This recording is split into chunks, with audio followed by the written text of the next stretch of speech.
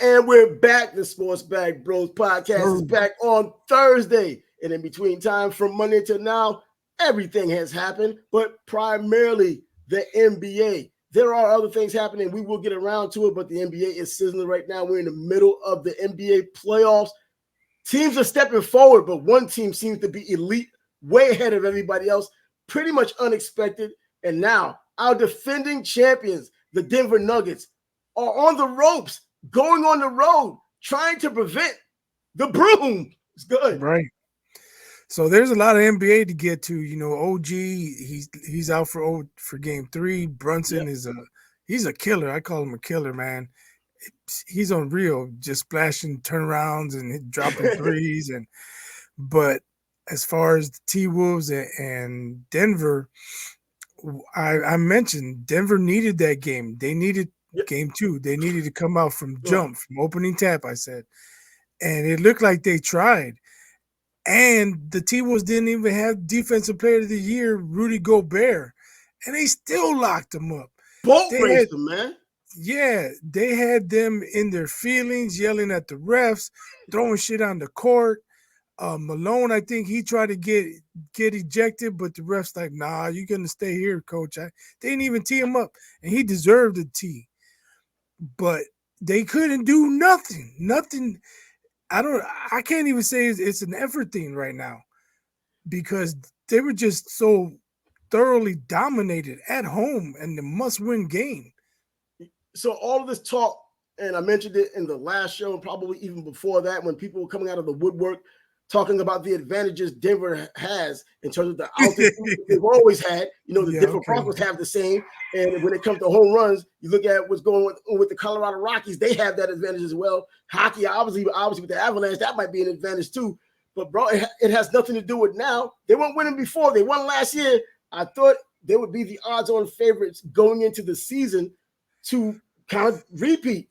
Man, Minnesota doesn't want to wait. They were a nice, good, young team, along with Memphis before they ran into the wall. And then, of course, you have Orlando, you have OKC. But they were the nice, young team that you thought, 3 years from now, you need to watch out. These dudes don't want to wait.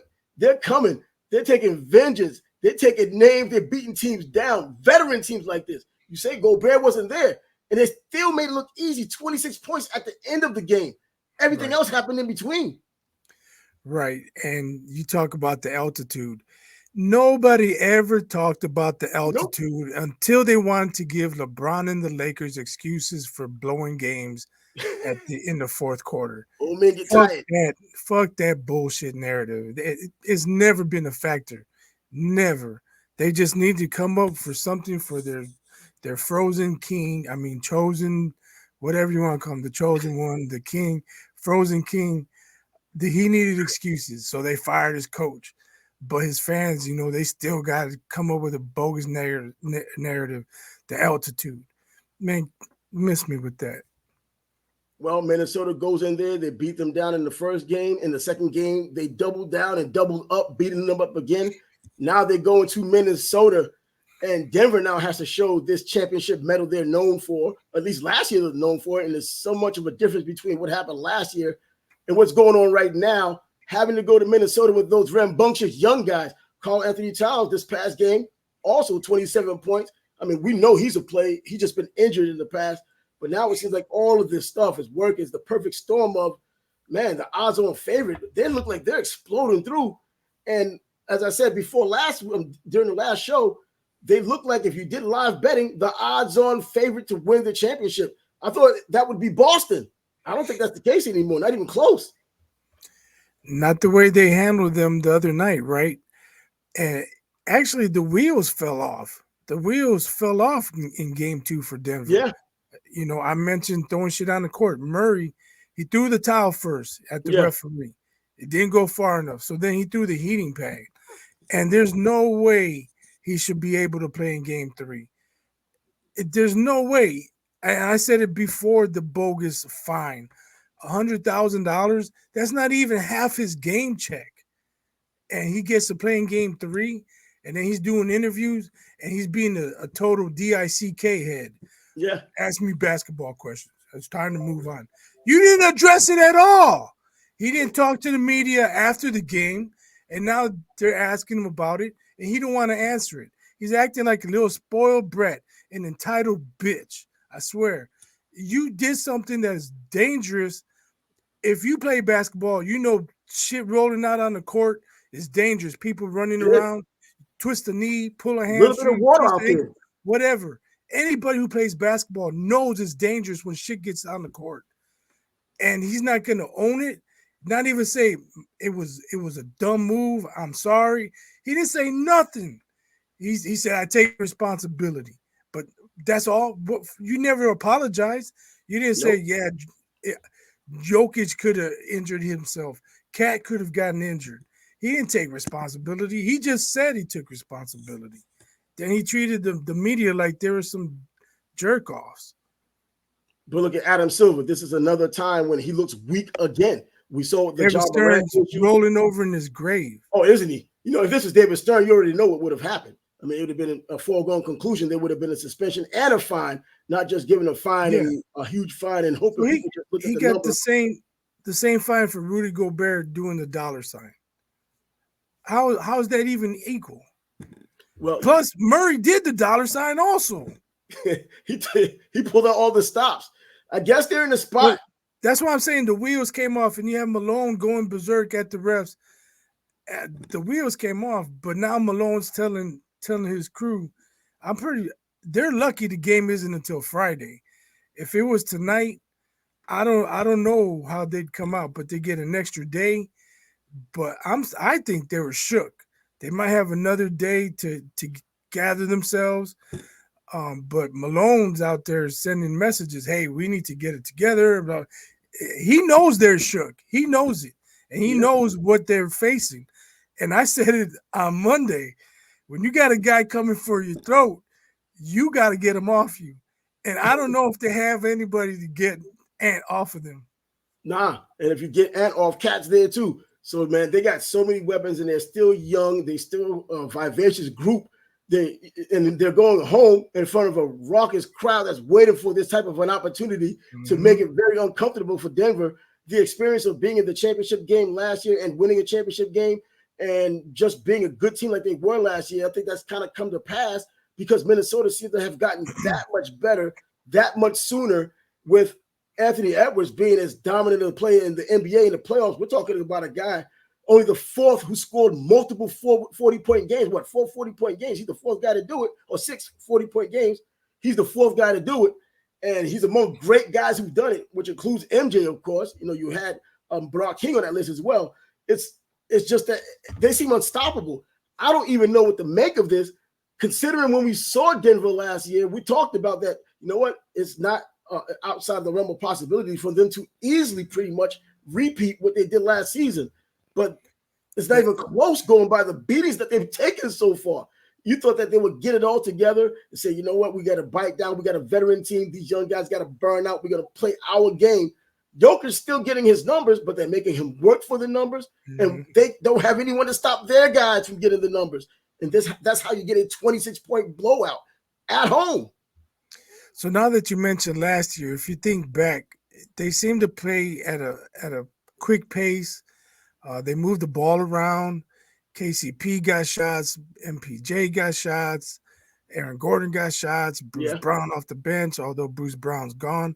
Now it seems like they play a slow down game. You give it to Jokic at the top of the key or run pick and roll with Murray, and everybody else is just standing around. And maybe that's the issue.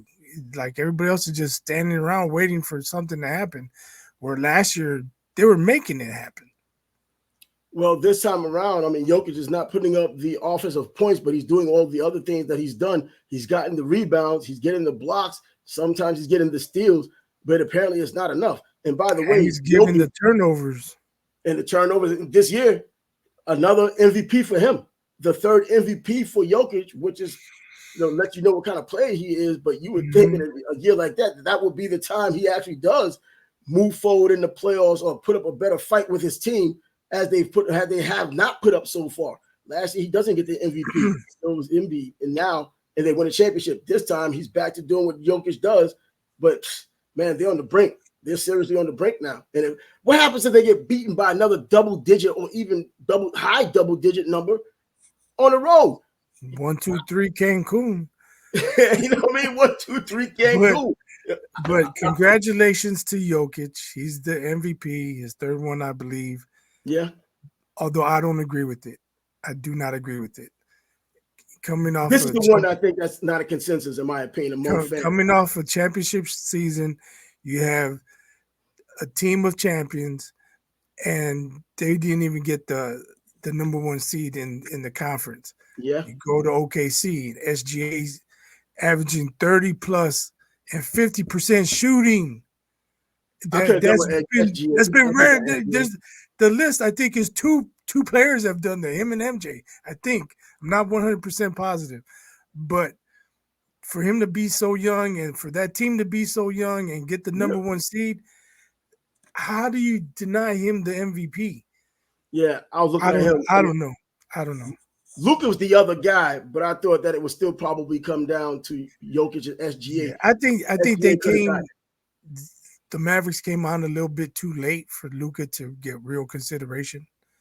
But he's just been consistent though in the wins and losses, the games that he's played. You know, he had his injury time and his rest time, but when he has played, he's played better. He's cutting down on his turnovers.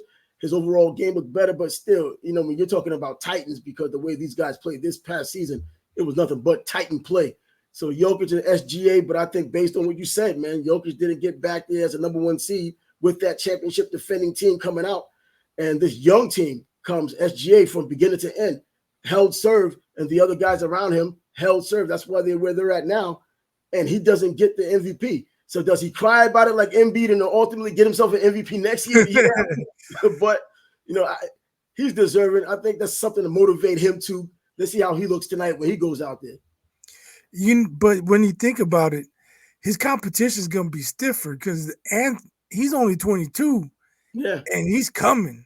So, that's another guy. He's probably going to have a monster season next year, Yeah. For projecting next year. His confidence is at an all-time high right now. And if they get to the conference finals or even the finals, his confidence is going to be way up there. Can you imagine next year?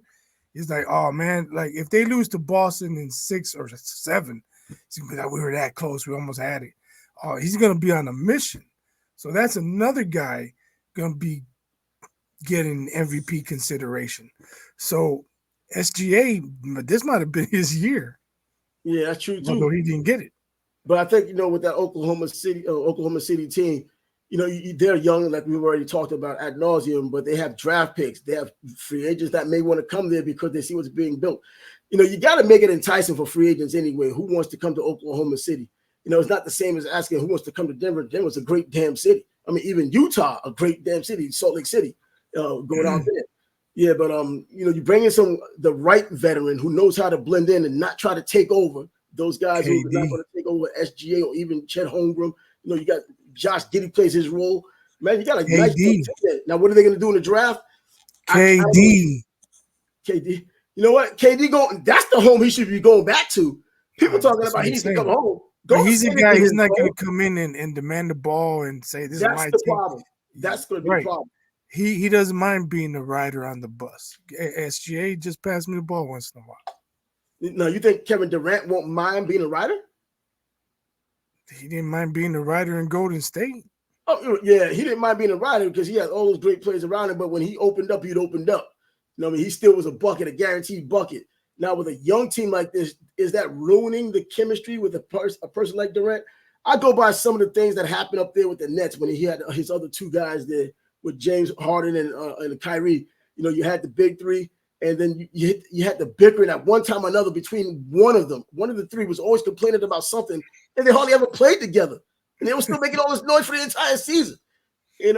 So I'd be willing to bet that it was more Harden and Kyrie who were the problems in Brooklyn than it was KD. Yeah. You know what? Probably could have been because we already know what comes with Kyrie and James Harden. We know what comes with that, and it's not a whole bunch of game when it matters. Harden showed up with a fat suit. Remember? Oh yeah, he had a fat suit. We talked about that fat suit in the past. So there's some shenanigans going on with Harden. Yeah, but KD home is where the heart should be if he goes back to OKC. Then we seriously talking about if he's able to play his role, still give them that boost that they're going to need or wouldn't need even as a young team. You think they wouldn't need a boost? Yeah, that'll be damn helpful, man. But yeah, Denver on the brink. They don't have to wait they'll wait until Friday to see how that ends up turning out. Man, I don't think there's anything good going on there. So I just don't see. I just don't see it. I can't see these young guys in front of that crowd that's been waiting this long, just fizzling out, doing anything different. Yeah. And talking about the T. Wolves and Murray not getting suspended, a lot of people are saying he deserved to be suspended. And Yeah. I already said what I had to say. But thinking about what Ant's thinking or what Cat's thinking, like, man, don't suspend him. We don't care. We're gonna beat his ass anyway. Like, let him play. No excuses. We don't want them to say, "Oh, if Murray was playing, we might have came back." No, we want Murray to play. We're gonna kick his ass, and we're going for the sweep. That's what I think their mentality is. Oh yeah, it has to be. They young dudes, even though the generation isn't that far removed, those young guys, that brashness, and what Anthony Edwards has been doing, pretty much telling LeBron, you're getting out of here, and kind of gave him the key and the broom, got him out of there, didn't sweep him, but got him out of there. Those kinds of these kind of kids, man. I think that they want that. They could go out there with that on the mind of either wanting to really dominate you, put 50 points on you, whatever they can do. They want to embarrass you. This Timberwolves team will get that kind of an identity if they can pull that off. After what they've done to Denver the first time, well, and now the second time, I think that's what they're looking to do in the third time. How can you not want to do that? That place is going to be electric. I don't think the moment's too big for them to do something like that against Denver at home in their first playoff game. So when we were watching Garcia versus Haney, I think it was the 6th round or after the 6th round, I said Garcia has to do something to change the tone of this fight. He went out and did it. Boom, yep. Denver's in that position right now. They have to do something because what they've been doing is not working. Not working. They've got to change it up. I don't know if it's X's and O's. I don't know if it's effort, focus. But now Reggie Jackson seems to have a bad ankle injury. So now their bench is even shorter than it was before. Hey, they're climbing freaking Mount Everest right now. I don't think they're going to make it. Now, after what had just happened with Jamal Murray and other players just going crazy yesterday, what do you think about the character of this team? When you're winning or if you're just having a gritty time, the character normally shows on the team. Sometimes you just go out, you go against all odds and you win. But now you see how things aren't going your way, and it's happened twice. It's always nice after the first game getting your butt kicked at home and saying, you know what, we'll just get down to basics. We've been here, done that before. Now when it happens even worse in the second game, and then you see the way it's playing out, it's showing the character of the team may not be as high as it was projected to be when everything was going their way, and there were real possibilities that they can make this thing even. The only one whose character I question right now is Murray's for throwing stuff on the court and for how he treated the media. It was totally unacceptable. But he's their second guy. He's the guy that they need. Right. But I'm saying Jokic hasn't done anything to question his character. Neither has anyone else. Maybe Malone, because he went off. He was belligerent towards the referee. Like I said, I think he was looking to get thrown out. He wanted to get out of that mess. He tried to find a way out, man. He didn't want to be part of a big blowout. Suffer. He didn't want to be there, man. But that was something Malone probably was doing intentionally, send a message, right? But it didn't work. What Murray did, what's he trying to accomplish? That he's not sending a message. No, he was being selfish. He's trying to do something to the referee. Got in his feelings, being selfish, put himself in front of the team, was embarrassed, frustrated, all the above. And that's what he did. He erupted because of it. So his character should be questioned, in my opinion. I mean, it's not even just the act. I mean, we've all lost our temper at some point and done something stupid. But I'm sure most of us feel bad about it and be like, I'm sorry, my bad, He didn't even do that. He had his cooling off period and didn't cool off. Or didn't come correct. Like why are you asking me questions about that? Let's talk basketball. That is Come on, basketball. It happened in the basketball game. right? Exactly. That's the other thing. It happened during the game. Players were on the court playing. It was basketball. So, Well, but don't you got people calling the Nuggets front runners now. Did they not watch the Lakers series? They were down 22. They didn't quit. They came back and won. You can't call them front runners. That makes no people. You sense. know what? Every sport has their people who are going to be those types of people. They will always just talk about, especially if it's the defending champs or a champion. They're always going to have that something to say about them. When everybody else is thinking one thing, you think they have the heart to do it. You think Jokic could be the difference between a win and a loss. And then you always have that person that says, nope, he's only the front runner or the team is a front runner. Well, when you're talking about that team and he's now the 3-time MVP, you know he's the leader of that team. It's more of an indictment on him than the rest of the team most time. He's the face of the team.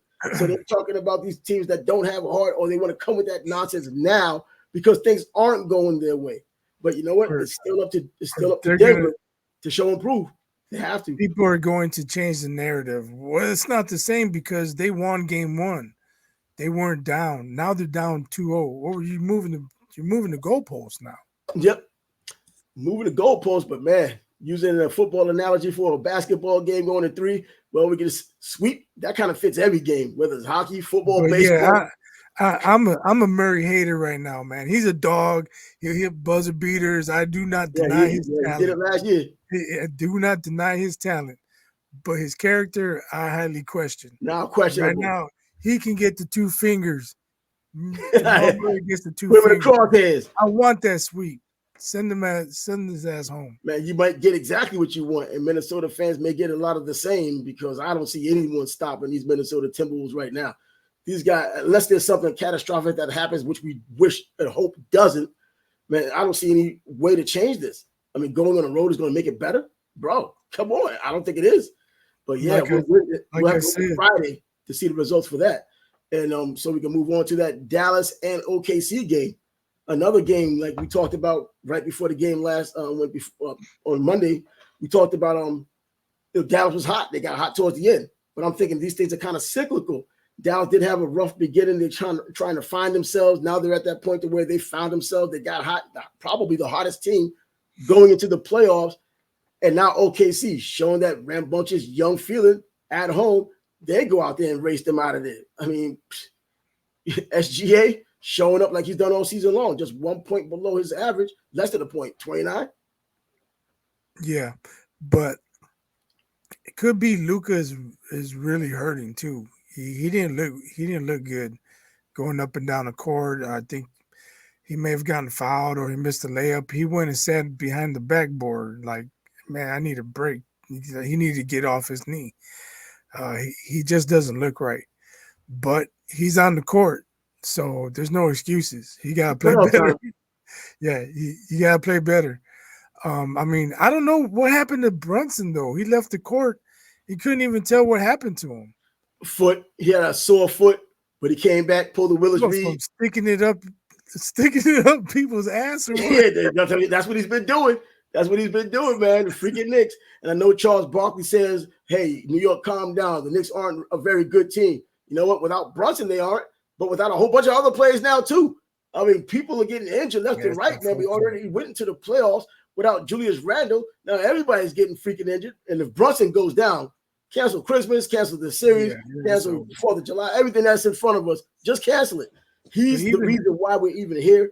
I think, Julius Randle did help, obviously, the best record in the NBA back in January, 14-2. But as soon as he went down, the losses started following in February. But Brunson put it back on the map, dropping a 60-plus game in the process. Now in the playoffs, he's finally got his footing to where he's the catalyst for everything the Knicks do continue. But the wins, though, that are coming because of it. Now up 2-0. They're going to move on to Indiana. Another high-scoring game I'm expecting. And, well, we'll see how that goes down. But going into the first game, I said this is the kind of game the Knicks lose because they were favored by 5.5 or 6.5. And I was like, man, this is the kind of game they lose. And they tried doing it in the beginning, but then they came back and won the game. Now, when Brunson went down, I'm like, damn. Pull the Willis Reed, back on the court, get another win. But then there's other injuries. I mean, yeah, that's what concerning if you're a Knicks fan. OG's out for game 3. Mm-hmm. Who knows how long he's He going was to be killing it. out. You got guys playing 4 quarters already. So if they need a break, who's going to be able to give them a couple minutes on the bench? Man, there isn't anybody out there. I mean, really, there really isn't anyone out there right now. There's just been so many injuries. I mean, That's what Hart's I'm saying. played a hell of a damn, been playing some But damn good. but DiVincenzo, we talked about him. as long as the Pacers keep missing free throws and the Knicks keep getting offensive rebounds, they might be okay, because you can't give teams repeatedly 2 and 3 shots on a possession. That's going to kill you. And that's what happens. That's what happened in game 1, and it happened again in game 2. What about Tyrese Halliburton? He does put up the points yesterday, but those assists aren't coming the way they were coming throughout the season. I mean, I'm not looking for him to throw up 20 assists or 21 assists, 15 even. But man, around his area, he's averaging over 10 for the season. He's not even getting that. So he was kind of MIA in game 1. He came out looking to score in game 2. Yeah. He had 22 points at the half. But then in the second half, he didn't do all that much. So I think a lot of Pacers fans are scratching their heads with like, what happened to Halliburton? That's what's happening to these young players anyway, because if we look at the other series when Orlando was playing, when they were playing against Cleveland, Paolo Banchero did the same thing. 24 points in the first half, pretty much disappeared in the second half. I think these young guys blow their wad, especially the ones who are the key players on their team, and then they don't have enough to really push it over the edge in the second half. And we saw how that turned out, being up by 18 Orlando and then ultimately losing the freaking game and the series. Well, I guess in a roundabout way, you're saying it's time to separate the men from the boys. That's exactly what happens. We've seen it. We've seen MJ do it. We've seen other top players do it. Zeke did it. You just go down the list of people that just did it. I mean, these are iconic players, but these are the guys trying to replace those guys. They want to be looked at as iconic too. And I'm sure that Jalen Brunson, man. Jalen Brunson, he had 29. You think, oh, he kind of an average game for him because he didn't drop 40. But then you find out he didn't play in one full quarter. One full quarter. He didn't come out. He had 29 and 3 quarters. But all you need to do is watch the last 5 minutes. That dude, man, he's in his bag. He's got the ball on the string. He's hitting turnarounds. He's hitting threes. He's hitting little lefty hooks in the lane. Man. That dude, he's a bad dude. He's a killer. I'm not even going to front. I did not know he was that damn good. I mean, when the Knicks first got him, I was like, this is the type of move the freaking Knicks make. You get this guy that's almost good, but now we're going to need another guy to go along with him. We already had Randall, so I'm like, okay, we got Randall. You just need another guy. Well, you kind of like got Randall 2.0. Different position, but 2.0 in terms of, I guess, star power and what they could do in the court, or what I thought they could do in the court. Little did we know. And now, and I'm telling you what, I'm not alone thinking that way, because I saw a montage of all these New York area people and people who covered the Knicks, including Stephen A., allegedly one of the biggest Knicks fans out there, who was talking down on him. Your boy, Nick Wrong, saying the same nonsense, talking nonsense about him. Everybody's wrong on that one. Jalen Brunson, the best player the Knicks had. Some people claim since Walt Clyde Frazier. I'm going to say since Spree. But if you're Rick Carlisle, why do you keep Nembhard on him? He's getting torched. He's getting torched. The old switch. I don't know, Coach. I question that. If I was a Pacers fan, I'd be pissed. Why do you have him? Why do you have Nembhard on him every possession? He's getting torched. I don't get it.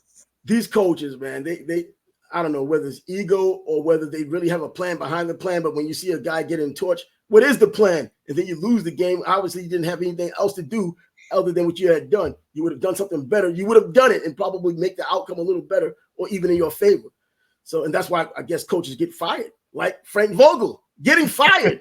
He's out of there in Phoenix. But what were they really expecting? Looking at what the West was and what they had on their roster. And before the show, you and I talked about how they had just 3 guys on the freaking roster. What's the deal? Before the season started, you have to really piecemeal this to get a team to begin with. Yeah, I don't know. Of course, when you have that type of talent, they're coming with high expectations, but most of the time teams don't win the first year. When LeBron, Wade, and Bosh hooked up, they lost in the finals the first Yeah, year. They didn't yeah, win it they did. automatically. The only one that really worked was KD going to Golden State, but they had won it before. He got a well-oiled machine already. He just Yeah, added so water. it's not like he went and took him over the hump. They had already been to the mountaintop. So I think it's unfortunate for Frank Vogel. I don't think he deserved to get fired. We like you said, we talked about it. They had 3 guys on the roster at one point in the summertime. Mhm. And then what, you're giving veteran minimum to this guy, veteran minimum to that guy, and you expect to be a championship level team. Plus the West is stacked, man. Yeah, They much more they than might have I thought at the beginning of they the might season. have I done thought the East had it, they bro. might have done better in the East, but um like I said, it's unfortunate. I don't think Vogel deserved to get fired, but Nah, it is what it is. I mean, Darvin Ham gets fired after 2 seasons. Frank Vogel gets fired, and Byron Scott you wants mentioned LeBron the to be a GM. player coach. What's going on with the GMs, man? Why are the GMs getting left the hook? Yeah, I asked that last week. But Byron Scott wants LeBron to be the player coach. Did you hear that? Oh gosh, I thought that's what he was. Come on Uh, now, he's that's what he was. In addition to being the he's GM. he's been the GM, but now, well, I guess when he wants reviews and the coaching staff don't review, now Byron Scott CEO let him be the head coach. I don't know. That that would be something to see, man. Man, you think social media is I lit don't right know if now he with this would be. nonsense? I don't know if he would be successful, but I just want to see it. See what would What are you happen. going to do? Go to the freaking sideline with a I'll clipboard take after getting off take the court? myself out. Take myself out. Yo, go in for me. Man, that'll be. The NBA will get ridiculed over something like this, let alone the Lakers, to allow something nonsense like that to happen during the course of a game. That's sort of thing you do at the local YMCA, not even the YMCA. Come on, man. I don't know. They'll get ridiculed. I just know that much. Intramural, yeah, intramurals, man. That's exactly what would happen, man. But well, he's out now. Now they're looking at Bulls. What's his name from Milwaukee? Budenhauser. Budenhauser. Yeah, they're looking for him. Primary name that's on the list. I don't know. He's going to cost. He's going to cost. You know what? Hey, Matt Ishbia just bought that. Ishbia just bought the Phoenix Suns. You know what I mean? He has all that dough. And he's a basketball guy. Remember, he put in that 2000 Michigan State team with McLean Teves. So I think, he knows basketball, and I don't think he's going to be ashamed to pull any money out. He's not going to have any problem doing that for the right guy. And I'm wondering what makes him the right guy, though, because I don't think he should have gotten fired from Milwaukee. It had to have been more than just the defensive part of it, because nothing changed even with Doc. Yeah, I don't know. I mean, he did win one championship. Yeah, he did. Exactly. That's what I'm saying. He was already on the hot seat. He wasn't the one that traded Drew Holiday. You said what? He wasn't the one that traded Drew Holiday. And that's true. Once again, GM's getting off the freaking, getting off the hook, making these bad moves and just blaming coaches for losing games. But a coach that gets fired not too far removed from winning a championship. I mean, this is like hockey. Hockey didn't just fire a coach the next season. You win a Stanley Cup, bro. In the middle of the next season, you're not doing the right thing. Get out of here. They just don't care. But yeah, that's exactly what's going on there, man. But Frank Vogel, happy trails. And where would he end up, though? Good luck to you. I mean, I wonder where he would end up. I don't know. I mean, he's been around on a bunch of. He'll be a head coach before he'll be on another assistant. I don't know. But anyway. Yeah, I'm trying to think of teams. I'm not even sure because he's not going to the Lakers. Nah, they got a coach. Come on, man. But he was there. Announcement. We already knew. But he was already there. Yeah, exactly. He was already on the roster. Whoever says, yeah, we already had a coach in the roster. It wasn't someone who's waiting in the wings. The dude was already in the roster. But anyways, well, that's what the NBA is offering right now. And who's playing tonight? Oh, yeah, OKC's playing again tonight. Boston. Yeah, Boston. Can you get excited about any of the Boston games right now? I can't. The only thing is Cleveland fans were chanting, "We want Boston. We want Boston." You know you don't. You're a 15.5-point favorite in the freaking playoffs. What the hell you want? Right. Well, that was game 7. They were happy, but you gotta watch what you ask for because you're getting it now. They're just saying something that just comes natural because everyone else had it before. So they're just saying it. We want Boston. Cleveland, come on, man. You went tooth and nail against Orlando, and now you're asking for Boston, which is obviously, I think, the best team in the East right now, not in the league, but in the East right now. But anyway, I'm looking for Boston and Minnesota to meet each other any damn way. Ultimately, if there's no serious injuries happening in between time, I would love to see the Knicks there, but there's no way with that mash unit of a roster they have right now, it's going to continue to move like it is. They better hope the Knicks, that is, better hope they can at least put something together on Friday that looks like a semblance of a basketball team and not get blown out of comparison in Indiana. And Spike his old tricks again on the sidelines. Man, but did you hear the Pacers sent 78 or 79 plays to the league that they feel went against them that shouldn't have gone against them? No, I can see 7 or 8. 78? The league is not trying to look at that nonsense. They don't need a freaking... That's ridiculous. Like, I would like to see those 78 plays because watching the game, I didn't get to feel like, oh, they're getting hosed, they're getting jobbed. I didn't get that feeling. Big 78 plays, that's a lot. Plays. I mean, come on, man. It's ridiculous. You know, they start to sound a lot like LeBron when he complains of things and goes to the office, the league office. You know, the plays, they believe that, you know what? And I was watching, you know, who's that referee who was cheating? Donahue? Donaghy, yeah. I was watching something with him just a couple of days ago and the things that he was saying. And I'm like, man, you know what? You know, there's always someone out there that says the NBA cheats. They talk about the NBA and the NFL. They're talking about how there are refs involved in gambling. And I can see how it's possible. And with him coming out and getting caught, first of all, you know that it's possible. Mostly gamblers say that. When they win, it's a good damn bet. When they lose, the refs did something and it's rigged. But there are ways to make it look like you're not cheating, but you are. Like if somebody shakes his guy and he's got a clear path to the basket, but the guy gives him a little bump or whatever, foul. You just took 2 points off the board. Take it out of bounds. I've seen that happen a lot. Yeah, but okay, but in the NBA, not so much. I'm talking more like high school, college. Oh, okay. I've seen it in high school a lot. But I'm saying, so if high school games, man, they do bad high school games. If they can do that, you know, the refs are better in the NBA, so I'm sure they have better ways to do it. And then when you come at way too much, too many eyes on you. Well, you say, well, the fouls were 22-19. They kept it close. But that doesn't mean that there weren't shenanigans going on. So shenanigans inside those damn numbers. I mean, you can have just at 20. There was 21 and 22, you know, between the two fouls, and maybe 3 of those fouls on one side was some egregious nonsense that probably could. Like I'm sure you've seen a lot of games, not a lot of games, but times where guys open underneath the hoop and he's about to make the pass and they call it foul. Come on, ref, don't call that. You're only taking 2 points off the board.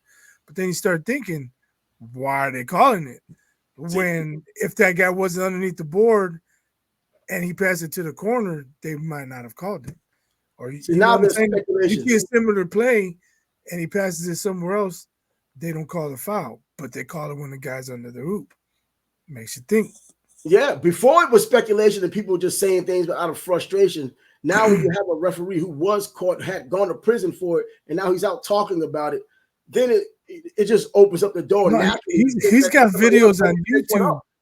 He's got videos on YouTube saying, breaking it down. Okay, now watch this. Yeah, I mean, yeah, LeBron took 5 steps right there. It's clear as day, but the ref's not going to call traveling. Yeah. Now look at this play. I'm like, I just saw the other day we was talking about guys.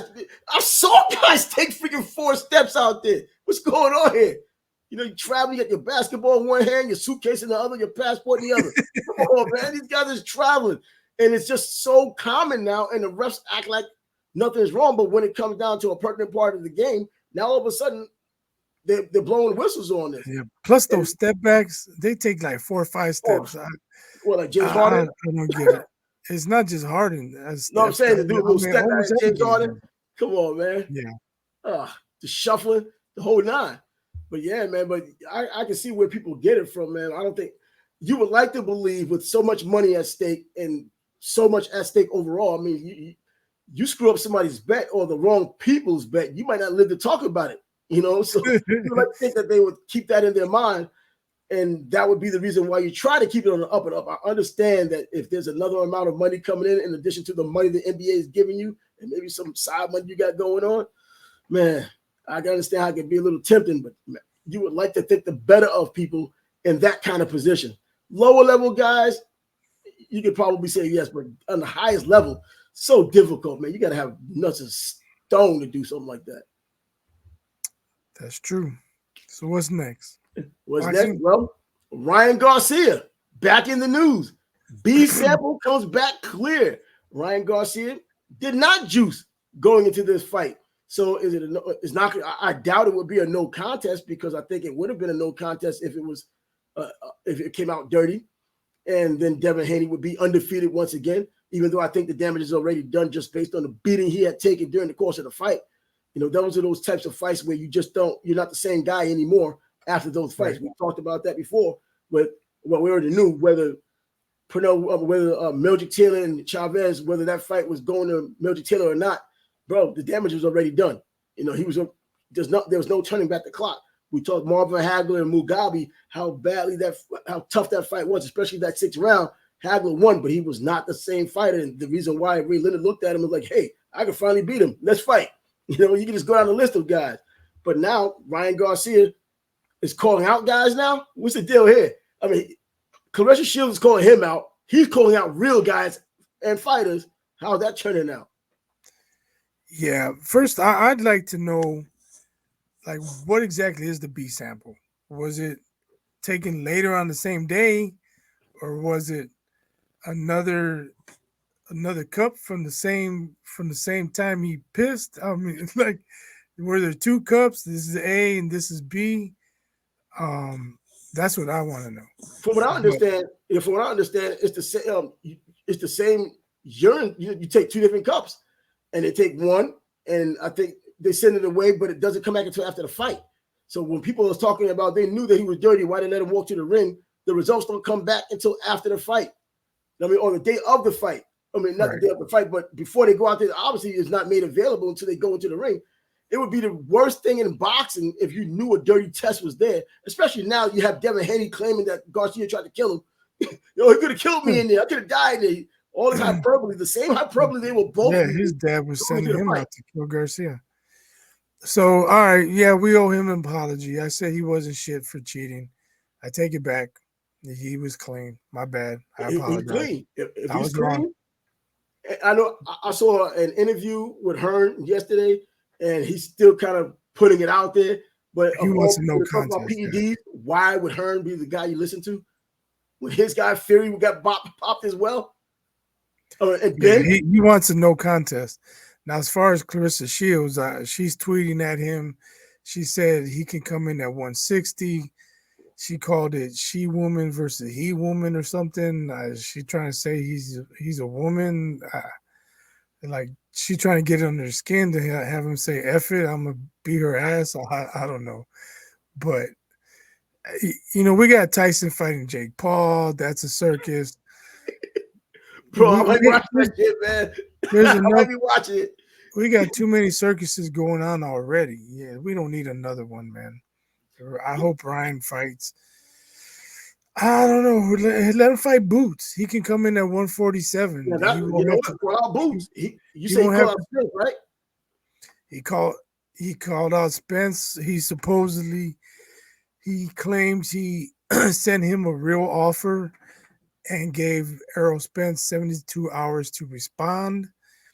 I haven't heard anything from Errol Spence other than we can do it at AT&T Stadium. I'll beat your ass or something. That place would get packed. Yeah.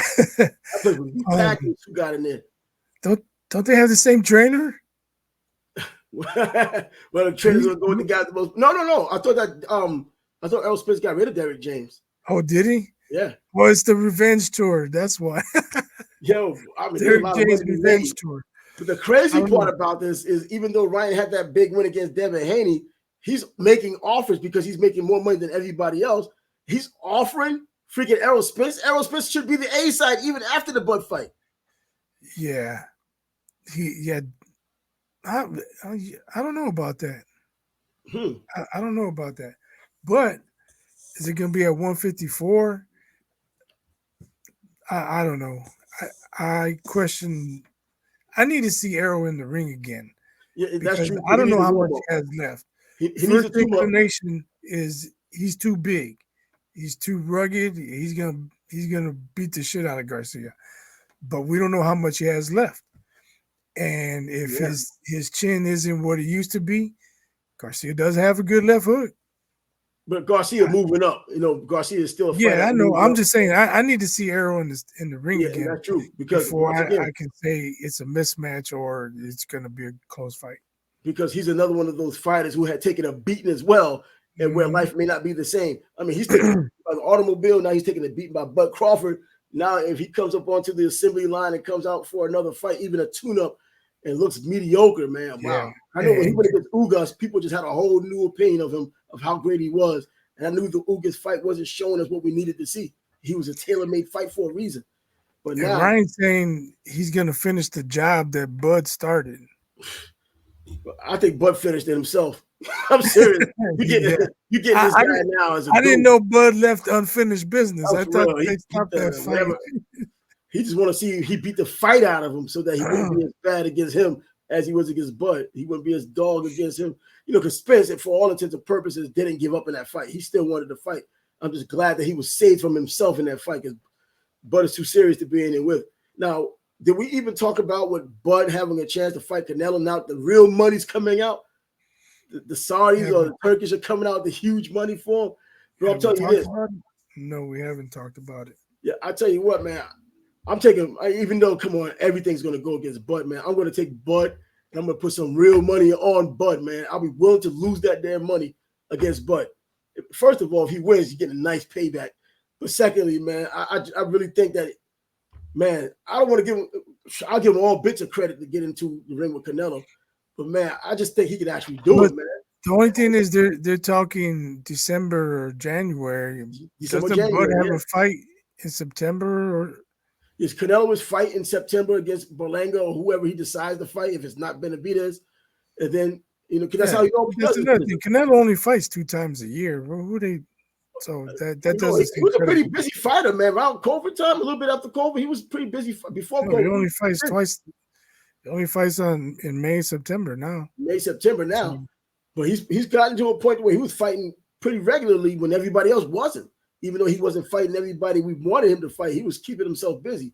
Now, if he fights Bud in December or January, we've seen those December fights. Floyd Mayweather fought Ricky Hatton in December, a December fight.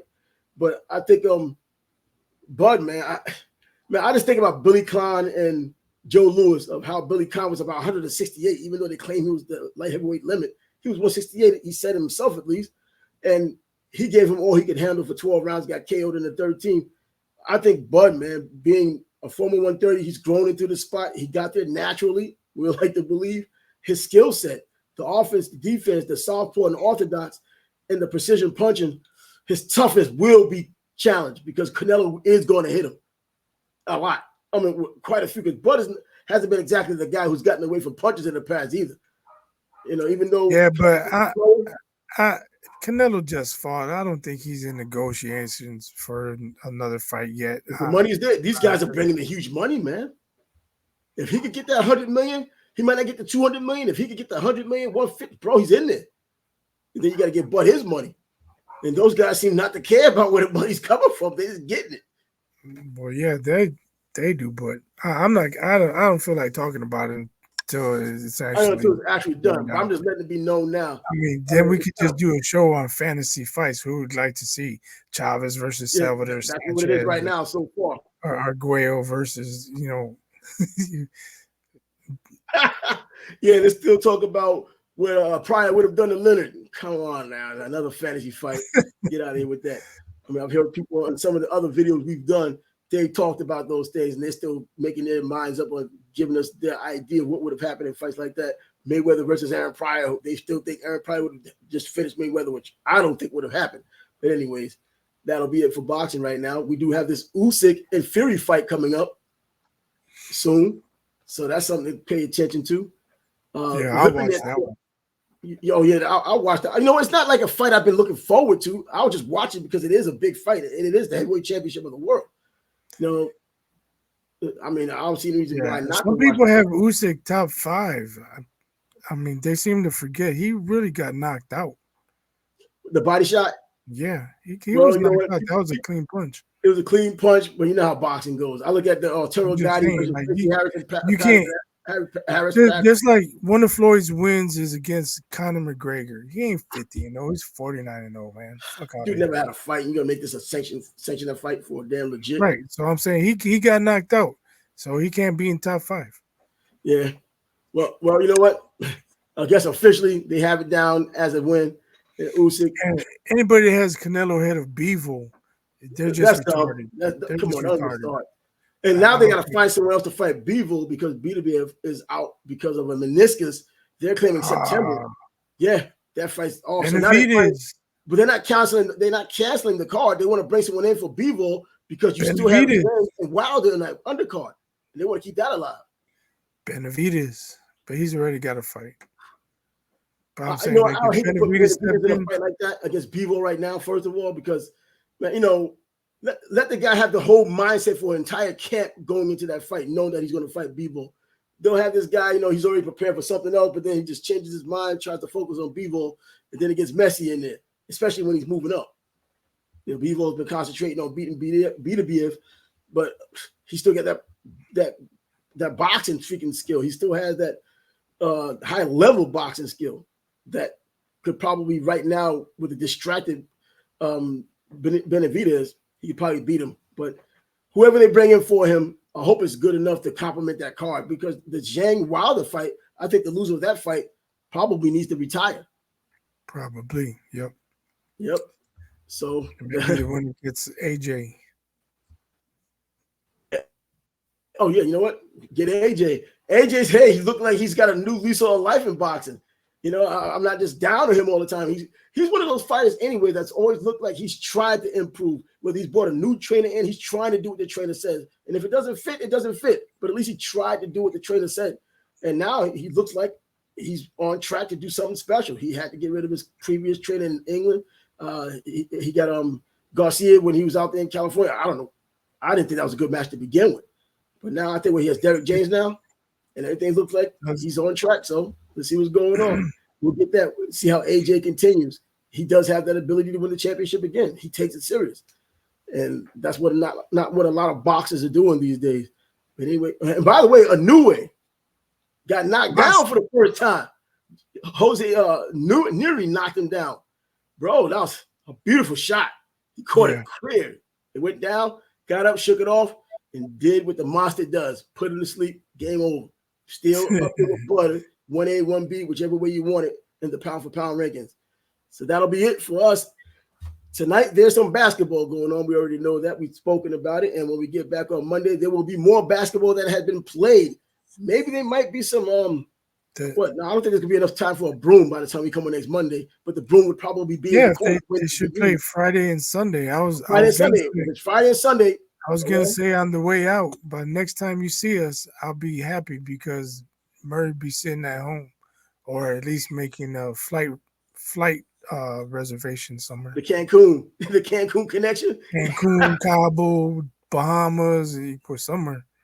Well, as long as they have a satellite dish to watch the finals on when it gets there, it'll be there quite some time. I'm Trav Lead, and the Sports Bag Bros podcast is out until Monday. A great weekend of sports coming up. Until next time, deuces. Peace.